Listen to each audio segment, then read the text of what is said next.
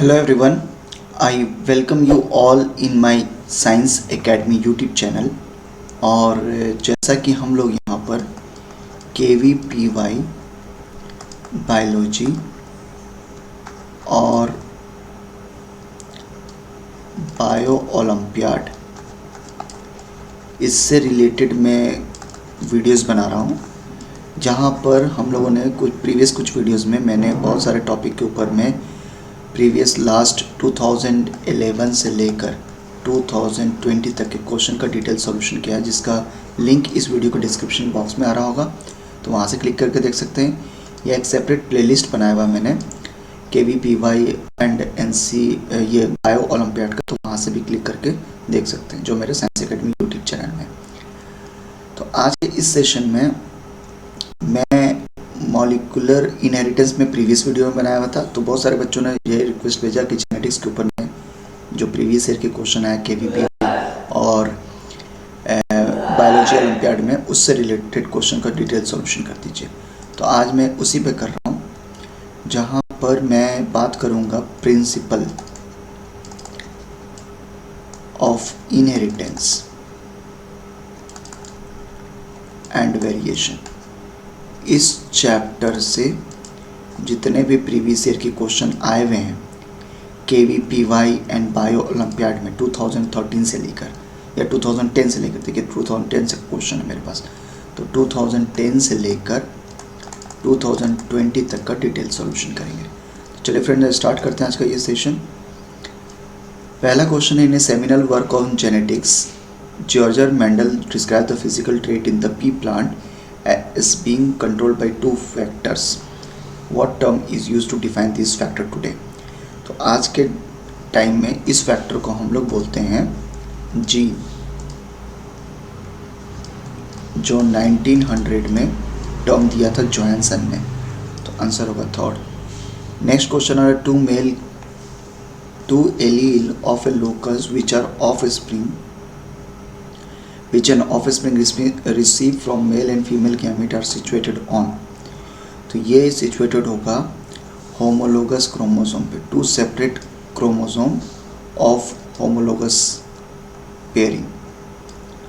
जैसे chromosome number अगर मैं इसको 1 लिख रहा हूँ, तो दोनों दूसरा वाला भी क्रोमोसोम नंबर 1 होगा, और यहाँ पर ये एलील प्रेजेंट होंगे, चाहे टॉल के हों चाहे स्मॉल टी ड्वार्फ के हों, प्लांट हाइट के। ये जस्ट समझाने के लिए मैंने लिखा।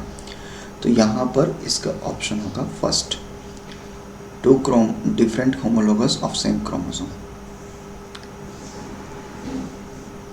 If parent have free ear lobe and offspring has attach ear lobe, then the parent must be heterozygous.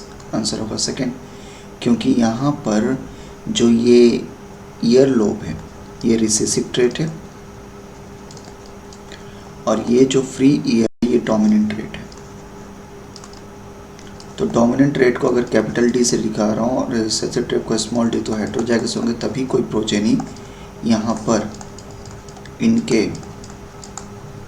Recessive वाले बनेंगे। तो ये होगा हेटेरोजाइगस। सेकेंड ऑप्शन करेक्ट है। How many sex chromosome does a normal human inherit from the mother? तो mother से कितना chromosome inherit होगा? सेक्स क्रोमोसोम पूरा का पूरा अगर बात करें क्रोमोसोम, तो 23 होगा, 23, क्योंकि ह्यूमन का क्रोमोसोम नंबर होता है 46, 23 मदर से आएंगे, 23 फादर से आएंगे, लेकिन सेक्स क्रोमोसोम एक ही आएगा, बाकी ऑटोसोमल होंगे 22। तो फर्स्ट ऑप्शन करेक्ट है। Mendel shows that the unit factor now called allele exhibited dominant and recessive relationship in a monohybrid trait. The trait disappear in the first filial, recessive trait disappear हो जाता है। Heterozygous condition में capital T small t crossing हुआ, capital T small t बना, ये toll होंगे। Dwarf वाला character loss हो गया, लॉस मतलब नहीं हुआ लेकिन वो हिडन हो गया, तो थर्ड ऑप्शन करेक्ट है। If a man with a X-linked dominant disease has 6 son with a woman having the normal complement of gene, then son will have no symptoms। यहाँ पर मैन को X-linked dominant disease है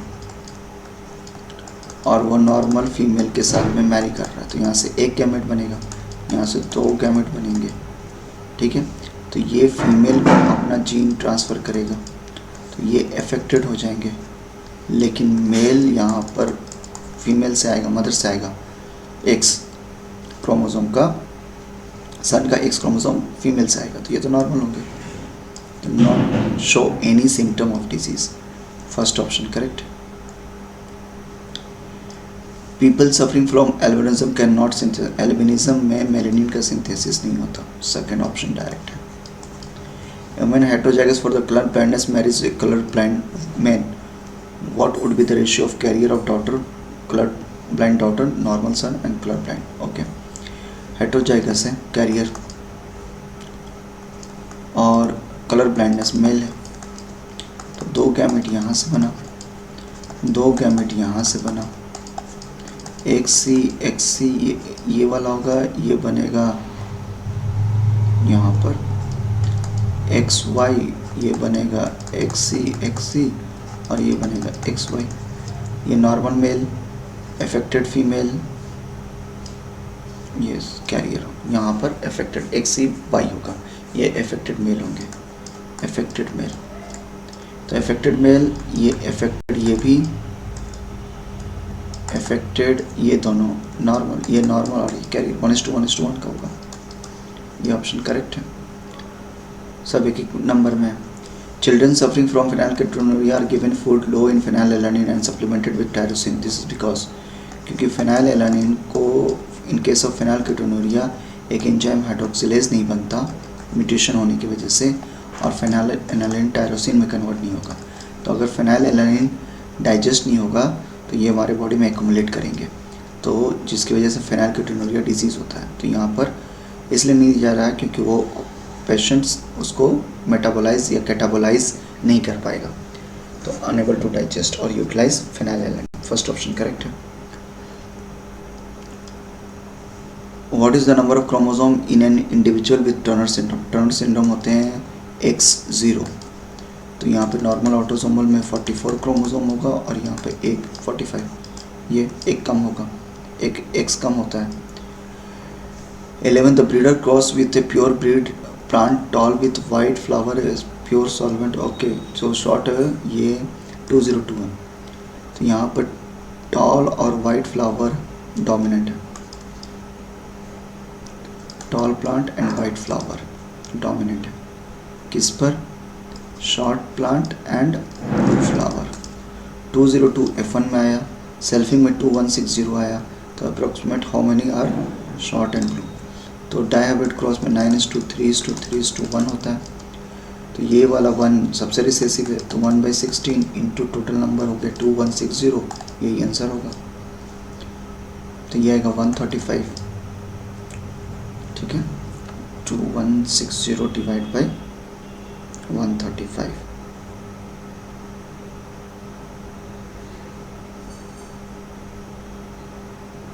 sixteen 135 आ रहा है, ठीक है, fourth option correct है।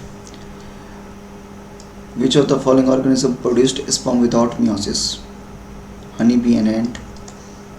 यहाँ पर ये मेल जो होते हैं वो हैप्लॉइड होते हैं, और हैप्लॉइड होगा तो ये मियोसिस यहाँ नहीं होगा, यहाँ माइटोसिस होगा, क्योंकि स्पर्म या तो खुद हैप्लॉइड है और ऑर्गेनिज्म भी हैप्लॉइड है, तो माइटोसिस होगा, मियोसिस नहीं होगा। मियोसिस तो डिप्लॉइड से हैप्लॉइड बनाने के लिए होता है, थर्ड ऑप्शन करेक्ट है। If a genotype determines the blood group of an couple, यही है, then probability of O type.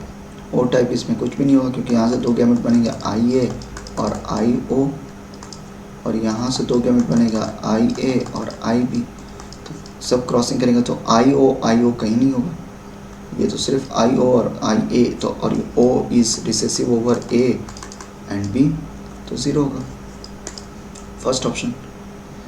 Next आ रहे हैं cross between two individual homozygous for two pair of gene was carried out assuming segregation and independent assortment, the number of different genotype and phenotype obtained।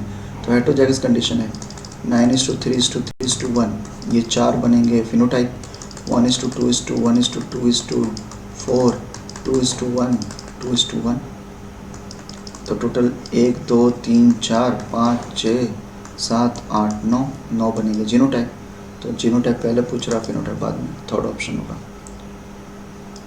Which of the following genotype gametic phenomenon is represented by blood group A B.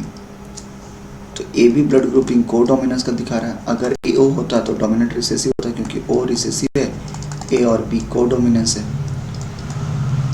First option correct है।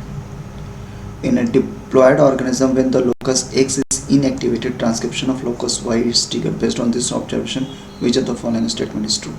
देखिए X और Y जब रहता है तो x जब रह रहा है तो वाई नहीं एक्सप्रेस हो रहा है, इसका मतलब है एक्स इज एपिस्टेसिस में डोमिनेंट है टू वाई, और जब एक्स काम करना बंद कर दिया तो वाई एक्सप्रेस करना शुरू किया। ये प्रूव कर रहा है कि एक्स डोमिनेटिंग था, तो ये ऑप्शन करेक्ट है।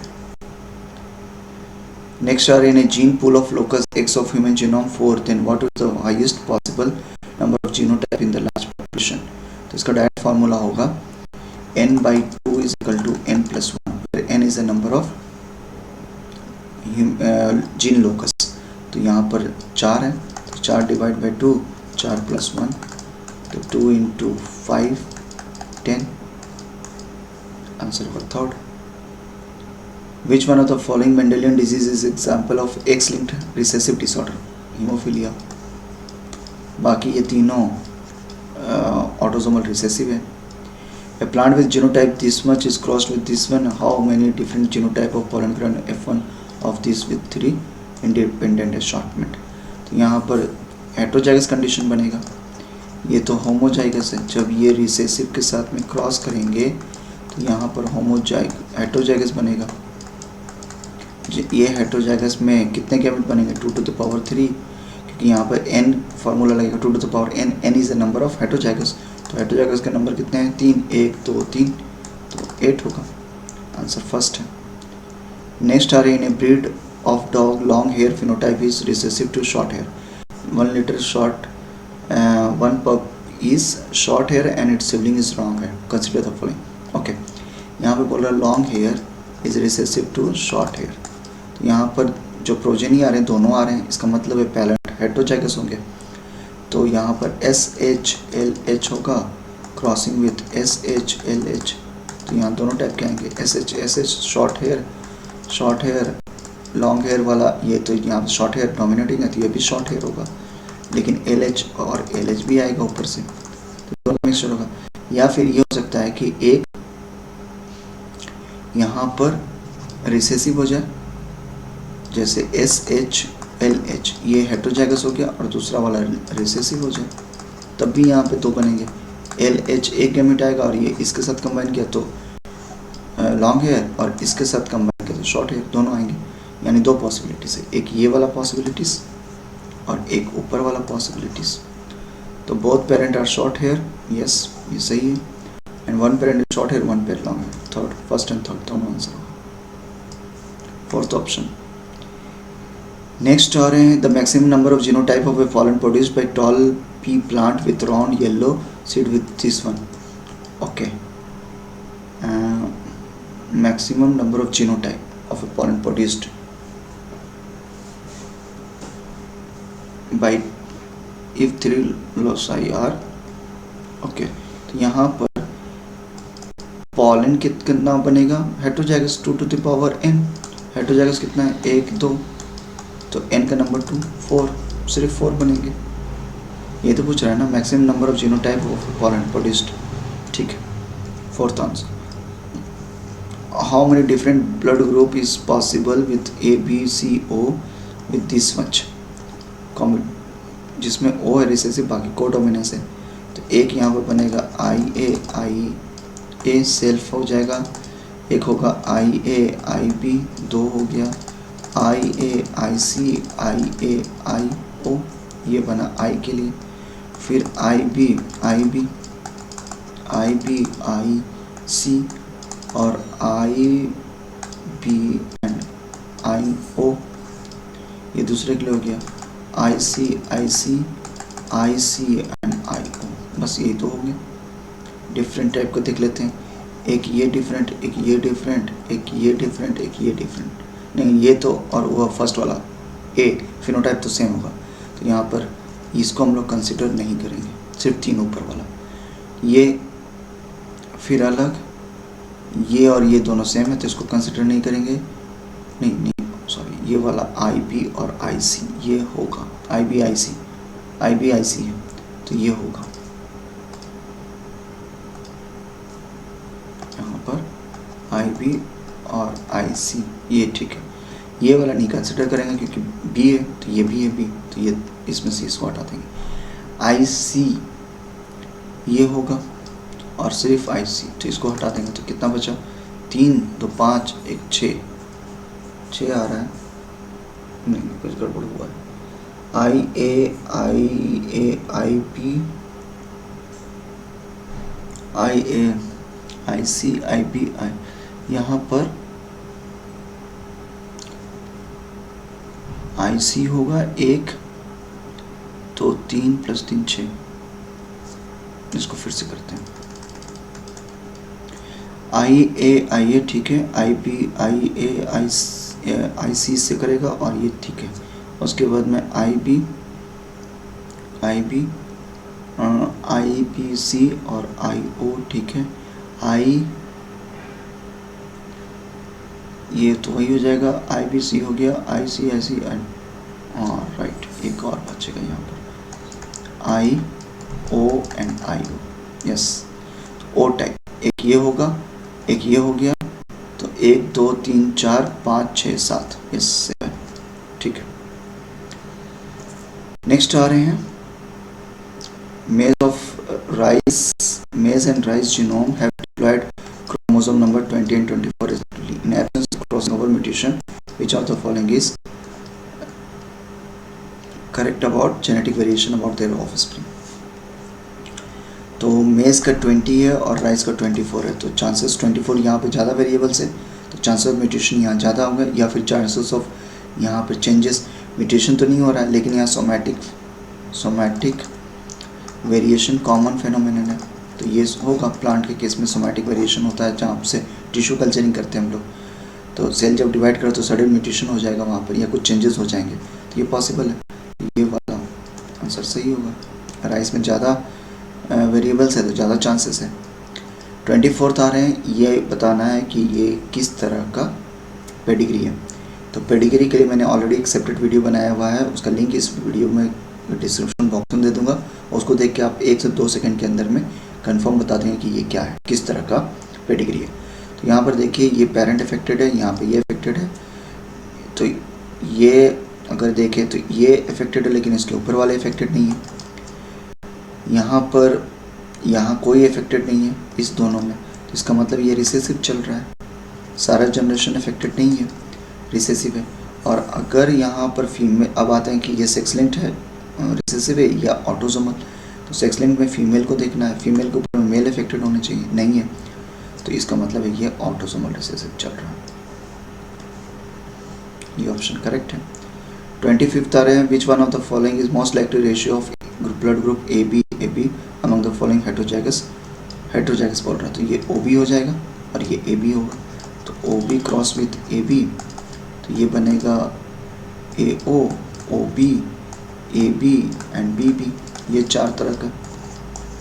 तो यहाँ पर सब 1:1 होंगे, ये 1 होगा ये, और ये B टाइप है और ये भी B टाइप है, यानी B टाइप के 50 और A के 25% और AB के भी 25%, यानी 25 50 25, ये ऑप्शन करेक्ट है। Which of the following is most likely? हो गया, a horse of 64 chromosome and donkey has 62, male is crossing with horse and donkey, what incorrect पूछ रहा है, तो फर्स्ट ऑप्शन आता है mule can either be 64 63 and 62, यही ऑप्शन गलत है और ये इसलिए इनकरेक्ट पूछ रहा है, यही राइट होगा। क्यों? क्योंकि यहाँ पर देखिए 64 है तो जब इससे गैमेट होगा तो 32 बनेगा, और 62 पेरेंट है तो इसका गैमेट बनेगा 31, इन दोनों क्रॉसिंग होगा तो 63 बनना चाहिए, तो 63 होगा, 64 और 62 नहीं हो सकता, तो फर्स्ट ऑप्शन करेक्ट है, इनकरेक्ट है और यही इनकरेक्ट पूछ रहा है, फर्स्ट ऑप्शन होगा सही, बाकी राइट है, ये सब राइट है, ये ऑप्शन रॉन्ग है। अब आ रहे हैं next, couple went to doctor and reported that both are carrier of the particular disease, their first child is suffering from disorder, expected second child, what is the expected that probability that next child will be same disorder? 25%। Heterozygous इसका मतलब जैसे यहाँ पर disease ले लेते हैं sickle cell anaemia में, ये ऑटोसोमल है, तो यहाँ पर सिकल सेल HB होगा और एक नॉर्मल होगा। इसी तरीके से दूसरा वाले जो पार्टनर होंगे वो भी HB नॉर्मल और HB कैरियर, ये कैरियर है। यहाँ पर सिर्फ चांसेस हैं कि जब ये हो तो HBN बनेगा।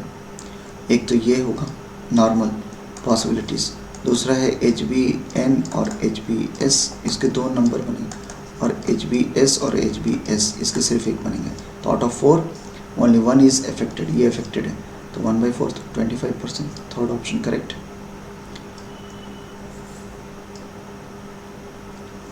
उसके बाद आते हैं question number 28।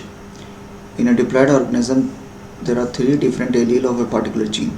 Of these 3 allele, 1 is recessive, other 2 is codominance. ABO blood group चल रहा है, तो फिनोटाइप पूछ रहा है। फिनोटाइप यहाँ पे बनेगा AB, B, A and O, 4, third option होगा।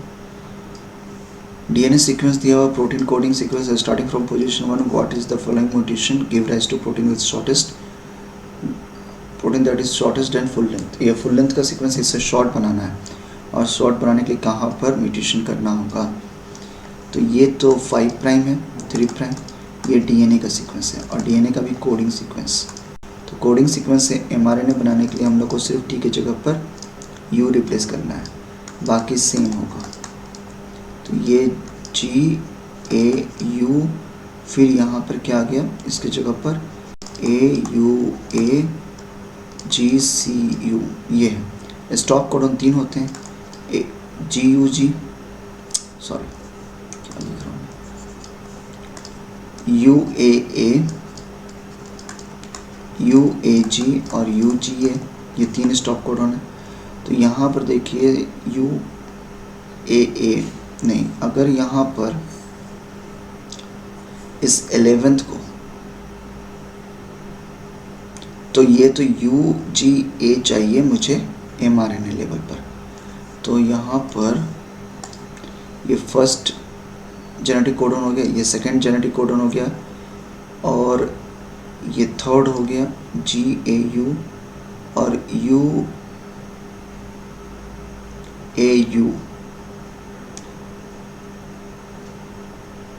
UA, ये AUA है, और GCU, ठीक है, ये फुल लेंथ है।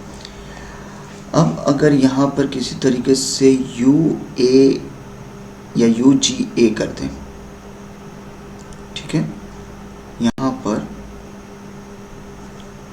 UGA या UAA,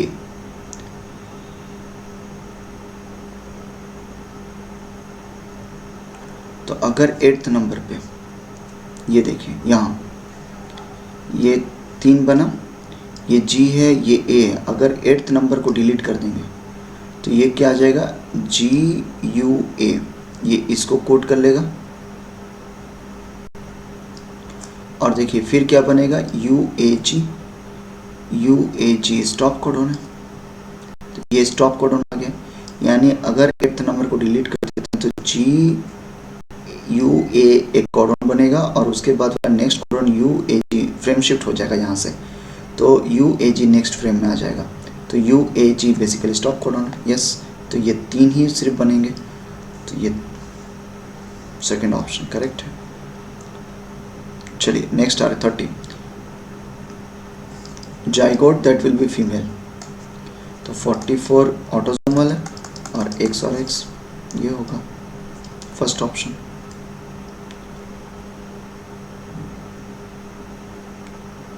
Rice having diploid genome with 2 and 24, if crossing over is stopped in a rice, then self seed is collected, the offspring will be genetically identical to the plant. Yes, ये होगा। अगर आपने crossing stop कर दिया और selfing कर रहे हैं तो यहाँ पे सारे F1 जनरेशन अपने पेरेंट से सिमिलर होंगे, लेकिन पेरेंट वो प्योर लाइन के होने चाहिए। तो yes, because crossing over is the only source of genetic variation, ये सही। आगे देखते हैं, no because stopping the crossing over automatically increase the rate of point mutation, नहीं, पॉइंट म्यूटेशन को इंक्रीज नहीं करेगा। Yes, only if the parent will completely inbreed line, yes ये ट्रू है। इनब्रीड का मतलब है कि वो प्योर लाइन हो, जैसे कैपिटल T हो, स्मॉल t हो, तो अब इनको सेल्फिंग करेंगे तो यही बनेगा, इनको सेल्फिंग भी करेंगे तो यही बनेगा। थर्ड ऑप्शन करेक्ट है। For human male what is the probability that all the maternal chromosome will and up in the same gamete. तो इसकी प्रोबेबिलिटी होगी हर एक क्रोमोसोम 23 पेयर क्रोमोसोम है किसी भी ह्यूमन में, तो कोई भी ह्यूमन में 23 पेयर क्रोमोसोम यानी टोटल 46 क्रोमोसोम जो है उसमें 23 आता है फादर से और 23 आएगा मदर से। तो हर एक जीन की प्रोबेबिलिटी क्या होगी, हाफ। और एक जीन के लिए जो मदर से आ रहा है तो उसके लिए 1, सिर्फ एक के लिए हाफ होगा, दूसरे के लिए भी हाफ, तीसरे के लिए भी हाफ, तो इसी तरीके से 1/2 टू द पावर 23 होगा अगर सारा का सारा 23 आना है मदर से। तो इसकी प्रोबेबिलिटी ये होगी, fourth number.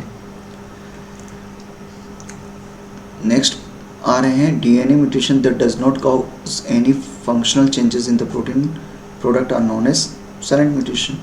Silent mutation DNA और एमआरएनए में चेंजेस तो कर देगा लेकिन प्रोटीन लेवल पर कोई चेंजेस नहीं हो रहा है। जैसे यहाँ पर डिजेनरेसिव कोडोन अगर डीएनए में थर्ड पोजीशन पर, जैसे कोई एक CAA और CAU CAG सब एक ही ये जेनेटिक कोडोन अलग है लेकिन सभी एक ही अमीनो एसिड को कोड कर रहे हैं, ये जस्ट समझाने के लिए लिख रहा हूँ। तो इसका मतलब है थर्ड पोजीशन को हम लोग वोबल बोलते थे, तो first second fix, third change है, यानी third is showing changes at the DNA as well as mRNA level, लेकिन अमीनो एसिड सेम है तो इसको बोलेंगे साइलेंट म्यूटेशन।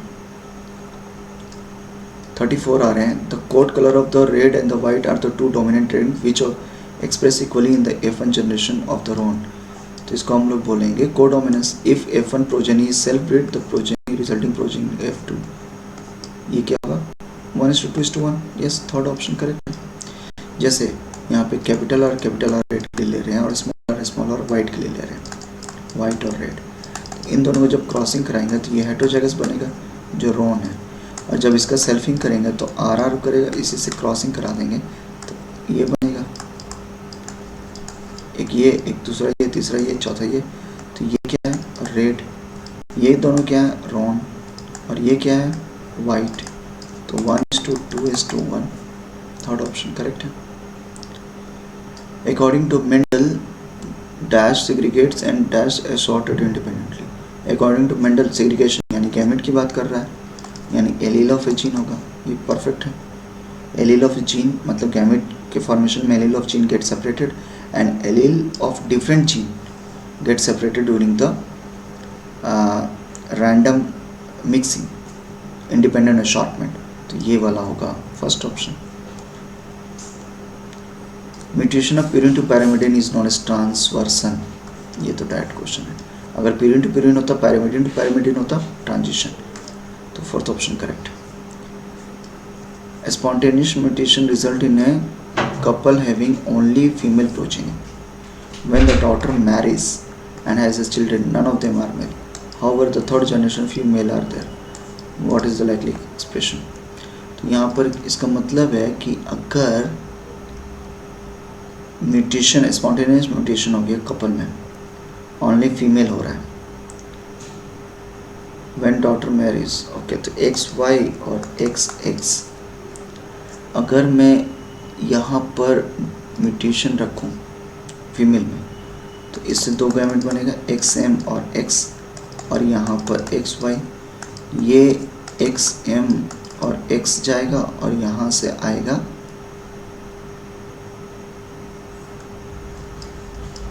XMY, और उसके बाद में ये वाला XX नॉर्मल और ये XM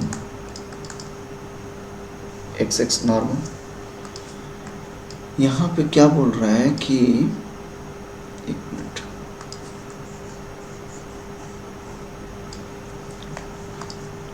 mutation result in a couple having only female progeny when the daughter marries and has a children, none of the male नहीं बन रहे यहाँ पर। तो फीमेल अगर एक ही टाइप का गैमेट बना रही है, यानी ये XM और X दो तरह का, ठीक है। यहाँ पर ये एक फीमेल हो गई और ये मेल हो गया, यहाँ पर XY दो बनेगा, XY इस तरफ से, अब जब क्रॉसिंग कराएंगे तो एक्स एम एक्स ये होगा एक्स और एक्स, ये होगा एक्स एम वाई और ये होगा एक्स वाई। तो ओनली फीमेल, फीमेल तो यहाँ सर्वाइव कर जाएंगे, मेल यहाँ पर सर्वाइव नहीं कर रहा है, यानी ये वाला लीथल है और यहाँ पर लीथल है और ये रिसेसिव है। एक्स क्रोमोसोम में mutation occur in the X chromosome and is both recessive and dominant, नहीं बोथ रिसेसिव और लीथल। यहाँ पर ये तो सर्वाइव कर जाएंगे लेकिन इनकी डेथ हो जाएगी। ये नॉर्मल मेल यहाँ पर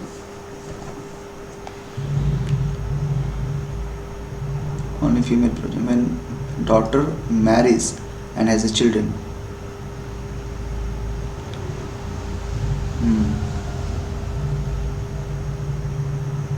None are the male. Okay.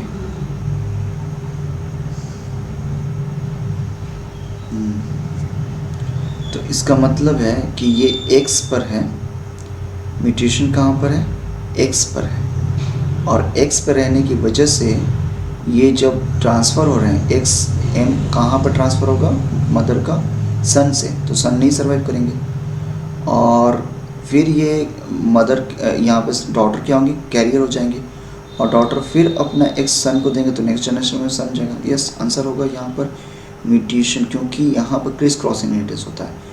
Mother से एक्स जाएगा सन के पास और सन से जाएगा फिर यहाँ पर डॉटर के पास, लेकिन डॉटर के पास में दूसरा एक्स आ रहा है, ये नॉर्मल है।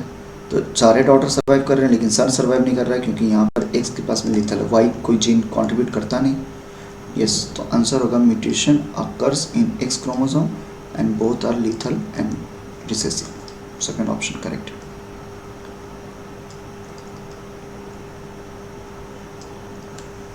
The two allele that determines the blood group AB of an individual is located on same autosomal chromosome, ये तो पहले भी एक्सप्लेन किया। 2 नेक्स्ट है 39 mutation in a single gene can lead to the changes in the multiple trait. This is called pheliotropic. pheliotropic एक ही gene पर multiple time mutation होता है जिसकी वजह से प्रोटीन इनके जो फिनोटाइप है वो keep on changing. 40 number question आ रहे हैं, यहाँ पे करेक्ट पूछ रहा है फॉर हीमोफीलिया, तो यहाँ पे करने की ज़रूरत ही नहीं, जब हीमोफीलिया बोल दिया तो ये सेक्स लिंक्ड इनहेरिटेंस होंगे रिसेसिव टाइप, तो इसको करने की ज़रूरत ही नहीं है। इस तरह से टाइम बचा सकते हैं हम लोग अपना, ठीक है। सिकल सेल एनीमिया या sickle cell anaemia basically autosomal recessive है, सेक्स लिंक्ड इनहेरिटेंस में हीमोफीलिया और कलर ब्लाइंडनेस ये बार बार आता है। नेक्स्ट आ रहे हैं activity of certain protein is dependent on phosphorylation and mutation on the gene changes the single amino acid which affect the function of amino, which amino acid is the most account for this observation. बोल रहा protein के अंदर अगर phosphorylation होता है तो वो active हो जाता है, अब वो इनएक्टिव है क्योंकि यहाँ पर सर्टेन म्यूटेशन हो गया, यानी प्रोटीन जिस पर फॉस्फोराइलेशन हो रहा था वो म्यूटेट हो गया, वो नहीं है वहाँ पर क्योंकि प्रोटीन पर स्पेसिफिक एमाइनो एसिड होंगे। प्रोटीन एक्टिव हो गया इसका मतलब है कि यहाँ पर कोई एमाइनो एसिड है उस पर म्यूटेशन हो गया और वो इम्पॉर्टेंट था फॉर फॉस्फोराइलेशन। प्रोटीन बना होता है एमाइनो एसिड पर और किसी स्पेसिफिक एमाइनो एसिड पर ही फॉस्फोराइलेशन हो रहा है जिसकी वजह से वो एक्टिव हो रहा है। अब ये प्रोटीन इनएक्टिव हो गया क्योंकि म्यूटेशन हो गया, एमाइनो एसिड चेंज करके, तो अब वहाँ फॉस्फोराइलेशन नहीं हो रहा है। तो फॉस्फोराइलेशन होता किस पर है, उस एमाइनो एसिड पर जिस पे साइड चेन में फ्री OH ग्रुप हो, तो सेरीन पर है, थेरियोनिन पर है और टायरोसिन पर है। तीनों में कोई है क्या, टायरोसिन यहाँ पर है, tyrosine is changes to tryptophan, first option correct है ना। यहाँ और कहीं सेरीन और थेरियोनिन नहीं है तो हम लोग फर्स्ट ऑप्शन पर चले जाएंगे। नेक्स्ट आ रहे 41 द एक्टिविटी ऑफ सर्टेन, ये तो कर लिया अभी। उसके बाद basal dominant allele A and B each add 2 gram of basal weight of 6 gram of fruit in certain plant. If the plant each of the fruit weight 8 gram of heterozygous, what is the phenotype? Okay. यहाँ ये बोल रहा है कि capital A और capital B अगर रहता है इंडिविजुअली तो ये 2 ग्राम को ऐड करता है बेसिक वेट ऑफ प्लांट पे। तो बेसिक वेट होमोजाइगस कंडीशन में रहेंगे, होमोजाइगस रिसेसिव। तो इनका बेसिक ये डायहाइब्रिड है और ये होमोजाइगस रिसेसिव, इनका वेट जो मिनिमम वेट वो 6 ग्राम है। अब इस पर अगर 8 ग्राम वाले को एक पेरेंट को लें तो यहाँ पर कैपिटल ए हेट्रोजाइगस लिखा हुआ है तो ये लेंगे तो ये 6 पर 2 ऐड होगा 8 ग्राम। दूसरा वाला दूसरा टाइप का हेट्रोजाइगस होगा तो यहाँ पर कैपिटल बी और ये लेंगे, ये भी 8 ग्राम हो गया। अब क्रॉसिंग करेंगे तो यहाँ पर 2 तरह का गैमेट बनेगा, ए बी और ए बी। ये ए कैपिटल बी और ए स्मॉल बी। अब जब इनका क्रॉसिंग करेंगे तो ये बनेगा यहाँ पर ए बी बी, ये बनेगा ए स्मॉल बी, ये बनेगा स्मॉल बी और कैपिटल बी स्मॉल बी, और ये बनेगा स्मॉल ए स्मॉल बी। तो इसका वेट तो 6 ग्राम होगा, इसका 8 होगा, इसका 8 होगा और इसका 10 होगा। 10 का नंबर 25%, 1/4, 6 का 25% और 8 का 50%। तो फर्स्ट ऑप्शन करेक्ट है। ठीक है, 43 आ रहा है। phenotype of this one crossed with this one if all the gene, what is the phenotypic ratio of first generation? तो यहाँ पर जो गैमेट बनेगा ए यहाँ पर हेट्रोजाइगस है 2 to the power 4, 2 to the power 2। Heterozygous first वाले के लिए क्या होगा, 2 हेट्रोजाइगस है, एक ये है एक ये है, 2 to the power 2 4 गैमेट बनेगा। तो ये आएगा एक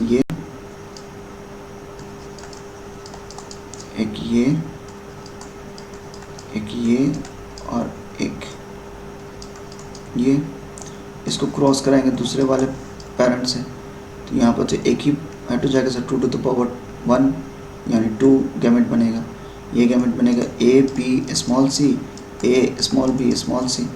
अब यहाँ पर क्रॉसिंग जब कराएंगे तो यहाँ पर ये तीनों हैं डोमिनेंट, तो यहाँ पर हम लोग ऐसे लिख सकते हैं कैपिटल ए डैश, क्योंकि ये यहाँ स्मॉल ए रहे भी तो कोई फ़र्क नहीं पड़ता। फिर capital B dash, capital C dash, यहाँ पर भी capital A dash, capital B dash, capital C. तो सिर्फ मैं डोमिनेंट को लिख रहा हूँ, यहाँ पे दोनों डोमिनेंट है तो ये स्मॉल सी होगा, ये स्मॉल सी है तो अब ये स्मॉल सी लिखना होगा मुझे। सिर्फ मैं डोमिनेंट के यहाँ पर बाकी रिसेसिव को दिखा रहा हूँ। डोमिनेंट के साथ में दूसरा रहेगा तो लिखने की ज़रूरत नहीं है क्योंकि ये तो एक्सप्रेस नहीं करेगा स्मॉल है, कैपिटल बी ये एक्सप्रेस करेंगे। उसके बाद यहाँ पर A B dash C dash, फिर ए बी डैश और सी, यहाँ पर कैपिटल सी होगा, यहाँ पर कैपिटल सी होगा डैश। उसके बाद यहाँ पर ए कैपिटल बी स्मॉल सी ए कैपिटल बी स्मॉल सी। अब देख लीजिए यहाँ पर डोमिनेंसी की बोल रहा है कि तो इसका ये टाइप के प्रोजेनी, ये दूसरे टाइप के प्रोजेनी, ये तीसरे टाइप के प्रोजेनी और ये चौथा टाइप का। तो यहाँ पर 4 फिनोटाइप होगा, 1:1:1 होगा, सब अलग अलग 4 ही फिनोटाइप बन रहा है। थर्ड ऑप्शन करेक्ट है। फिर ये पेडिग्री बोल रहे हैं इनहेरिटेंस ऑफ सेक्सलेंट रिसेसिव। तो सेक्सलेंट रिसेसिव हो गया तो यहाँ पर नॉर्मल XY है, XC दोनों में होगा। ये सी दिखा रहा है डिजीज, यहाँ से एक गैमेट बनेगा XC, यहाँ से 2 गैमेट बनेगा XY। तो यहाँ पर ये XC और X होगा, फीमेल नॉर्मल होंगी और मेल अफेक्टेड होगा, XCY मेल अफेक्टेड होगा। ये थर्ड ऑप्शन करेक्ट है। One offspring only offspring one is will be affected. अब हमारे sickle cell anaemia, what is the following affected. Okay, sickle cell anaemia में क्या होता है कि 6th पोजीशन में जो एमाइनो एसिड का सीक्वेंस है, प्रोटीन का सीक्वेंस है, उसमें ग्लूटामेट जो है वो ग्लाइसिन में चेंज कर जाता है। ग्लाइसिन, वैलिन में, वैलिन में। तो ग्लूटामेट वैलिन में चेंज हो गया तो प्राइमरी स्ट्रक्चर चेंज हुआ, primary structure, secondary structure, tertiary structure as well as quaternary सब चेंज कर जाएंगे। आंसर होगा all this four, fourth option correct. फिर से पेडिग्री एनालिसिस आया, तो यहाँ पर देखिए ये अफेक्टेड पेरेंट है एक, इनके नेक्स्ट प्रोजेनी कोई भी अफेक्टेड नहीं है, इसका मतलब ये रिसेसिव चल रहा है, और रिसेसिव चल रहा तो ऑप्शन में देखिए सिर्फ एक ही रिसेसिव, मुझे करने की ज़्यादा ज़रूरत ही नहीं, एक्सलेंट रिसेसिव यही होगा। तो टाइम बचा हम लोगों का। अब आ रहे हैं 47वें नंबर। इसी तरीके से स्मार्ट आपको करना है, ऑप्शन देखना है और क्लिक करना है। नेक्स्ट आ रहे हैं cystic fibrosis is an autosomal recessive disorder. Siam parent do not suffer from disorder, but he is the brother who is suffering from cystic fibrosis. What is the probability of Siam to be carrier? यानी ये normal है, तो यानी इनके parent heterozygous होंगे। Capital C को मैं ले रहा हूँ नॉर्मल, स्मॉल सी को ले रहा हूँ डिजीज फॉर सिस्टिक फाइब्रोसिस, तो ये हेटेरोजाइगस है, दोनों पेरेंट नॉर्मल है। यहाँ पे कैपिटल सी स्मॉल सी, कैपिटल सी स्मॉल सी, स्मॉल सी, तो ये अफेक्टेड होंगे, अफेक्टेड होगा 1/4। ये श्याम कैरियर की प्रोबेबिलिटी पूछ रहा है, तो ये नॉर्मल भी हो सकता है, कैरियर भी हो सकता है। तो यहाँ पर टोटल ये नॉर्मल का आ रहा है 3 में से कैरियर कितने हैं 2, तो 2/3 आंसर होगा ये थर्ड ऑप्शन। चलिए 48 आ रहे हैं। Organism with genotype this one method assuming the independent genotype probability. Okay, यहाँ पर तो ये चीज इजी है, ये एक पेरेंट है, ये दूसरा पेरेंट है, तो इससे बनेंगे, ये हेटेरोजाइगस एक है, सिर्फ 2 गैमेट बना बी और डी, और दूसरा स्मॉल बी कैपिटल डी। यहाँ भी हेटेरोजाइगस एक, 2 ही गैमेट बनेगा, capital B capital D, capital B small D, ये बना। अब इसको क्रॉसिंग करा देंगे, तो क्रॉसिंग जब कराएंगे तो यहाँ पर क्या बनेगा, पहला बनेगा बी बी डी डी, इससे इसको कराया, उसके बाद दूसरा बना बी बी डी डी, उसके बाद इसको इससे कराया B B D D and B B capital D small D. तो ये एक डोमिनेंट है, ये एक डोमिनेंट है। फिनोटाइप पूछ रहा है क्या, जीनोटाइप पूछ रहा है, तो ये 1/4 ये हो गया, ये अनदर 1/4 हो गया, ये अनदर 1/4, सब 1/4 हो गया। सेकेंड ऑप्शन करेक्ट है। 49 consider the cat population of 100 in which 84 are black and 16 are white. Black trait is dominant over the white. What will be the number of heterozygous in this cat population? तो इस तरह का population Hardy Weinberg equation से easily solve हो जाएगा। Hardy Weinberg equation, Hardy Weinberg, इसमें यहाँ पर रिसेसिव वाले क्यू स्क्वायर के नंबर कितने हैं, रिसेसिव 16, तो क्यू की वैल्यू क्या हो गई, स्क्वायर रूट ऑफ 16, क्योंकि ये क्यू स्क्वायर एनिमल के लिए, जीन के लिए अप्लाई होता है। तो ये आ गया एलील का, क्यू इज़ ए एलील, तो Q is a square root of 16 which is 4। ठीक है, ये 4 आ गया, लेकिन कितने में था, ये 16 में, तो इसको 1000 में 1 के लिए 1 में लेना है हमेशा। तो ये 1000 से डिवाइड कर देंगे तो 1 में आ जाएगा, 1000 के लिए 100 के लिए 16, तो 1 के लिए कितना 16/100, यहाँ भी 16/100 होगा, तो ये आएगा 10, यानी वैल्यू होगा 0.4, तो Q की वैल्यू होगी 0.4। तो P की वैल्यू कितनी होगी 1 - Q, क्योंकि P + Q = 1 होता है हार्डी विनबर्ग के अकॉर्डिंग। तो P दूसरा डोमिनेंट एलील है, तो P का वैल्यू क्या आएगा 1 - 0.4 दैट इज़ 0.6। हेटेरोजाइगस बोल रहा है 2 × PQ, ये हेटेरोजाइगस में रहेंगे, एक डोमिनेंट एक रिसेसिव और उसके नंबर 2, तो 2 × 0.6 एंड 0.4, तो यह आ गया 16×32 24 24 दूनी 48 48, ये तो ये 1 के लिए आया। टोटल पॉपुलेशन कितना है 100, तो 100 है, तो 100 × 0.48 48, आंसर होगा थर्ड ऑप्शन। ठीक है, लास्ट क्वेश्चन आ रहा है, variety of the pea plant with round yellow seed and the violet flower. was crossed with a plant having wrinkled green and चाहिए recessive है, तो frequency of plant with genotype this one in F2 generation। तो इसको एक simple trick से बना सकते हैं हम लोग। ये प्रोजेनी का पूछ रहा है कि प्रोबेबिलिटी क्या होगी, और पेरेंट कौन है, ये दोनों। देखिए यहाँ पर ये पेरेंट है, क्रॉसिंग हो रहा है इनके रिसेसिव पेरेंट से, अब पूछ रहा है कि इनमें बहुत सारे आएंगे प्रोजेनी, 64 प्रोजेनी आएगा, उनमें से एक ये रहेगा हेट्रोजाइगस। तो हेट्रोजाइगस की प्रोबेबिलिटी क्या होगी, तो इस तरह का क्वेश्चन आएगा तो इसको बहुत इजीली हम लोग सॉल्व कर देंगे। इंडिविजुअल को लेकर करते हैं। पहले कैपिटल आर स्मॉल आर को लेते हैं, तो ये कहाँ से आएगा, इन से और इन से, ठीक है। तो ये जब दोनों क्रॉस करेंगे तो क्या प्रोबेबिलिटी बनेगी कि ये बन जाए, ठीक है। अच्छा, इसको बनाने के लिए इससे पहले ये देखिए, ये जो पेरेंट P1 है और P2 है, इसको थोड़ा पहले अच्छे से, ये पेरेंट P1 और P2 है, इसका क्या गैमेट बना, इसका गैमेट बना capital R Y and C, इसका gamete small R small Y small C, crossing किया, ये बना F1 जनरेशन, ये बना F1 जनरेशन। अब इसको सेल्फिंग कर देंगे, तो इस सेल्फिंग से कितने गैमेट बनेंगे, ये बहुत सारा 2 to the power 3 यानी 8 गैमेट, और दूसरा तरफ फिर से इसको सेल्फिंग करेंगे तो फिर 8, तो 8 × 8 64 टोटल वेरिएंट बनेगा। उस 64 में से इसका क्या है, तो यहाँ पर 2 पेरेंट है, ये 2 पेरेंट हो गए हेट्रोजाइगस, सेल्फिंग करने में। तो अब इन दोनों में से बहुत सारे 64 वेरिएंट आएंगे, 64 F2 जनरेशन आएंगे, उनमें से R capital Y small Y capital C small C भी आएगा।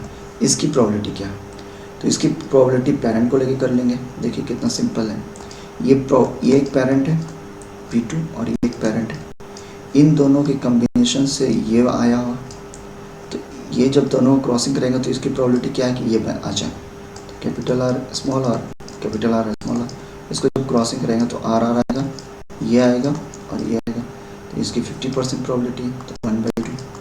इसी तरीके से इसकी भी हेट्रोजाइगस प्रोबेबिलिटी 50% होगी, इसकी भी प्रोबेबिलिटी हेट्रोजाइगस, क्योंकि ये भी वैसे ही है, तो ये भी 1/2, यानी तीनों को जब मल्टीप्लाई करेंगे तो 1/8। Answer will be second option, ठीक है। इसी के साथ मैंने 1 to 50 नंबर क्वेश्चन कर दिया from KVPY and biology olympiad from chapter principle and inheritance, principle of inheritance and variation which is known as genetics. Molecular inheritance का ऑलरेडी मैंने कर दिया है, तो ये टोटल इसमें ऑलमोस्ट 85 क्वेश्चन या 90 क्वेश्चन हो गए। जो रिमेनिंग क्वेश्चन को मैं नेक्स्ट वीडियो में सॉल्व करूँगा, क्योंकि ये वीडियो ऑलरेडी बहुत लंबा हो गया। तो बाकी जो वीडियो होगा, नेक्स्ट वीडियो आने वाला, उसमें 51 से आगे क्वेश्चन सॉल्व करूँगा फ्रॉम दिस चैप्टर इटसेल्फ। तो होप्स हो कि ये वीडियो आपको हेल्प करेगी आपके KVPY और बायोलॉजी ओलंपियाड के प्रिपरेशन में। तो इस वीडियो को लाइक कीजिए, शेयर कीजिए, और किसी पर्टिकुलर क्वेश्चन का आंसर नहीं समझा तो कमेंट सेक्शन में लिख दीजिए, मैं उसको सॉल्व करके वहीं पर आपको भेज दूँगा। तो मिलते हैं नेक्स्ट वीडियो में, तब तक के लिए बाय बाय, टेक केयर।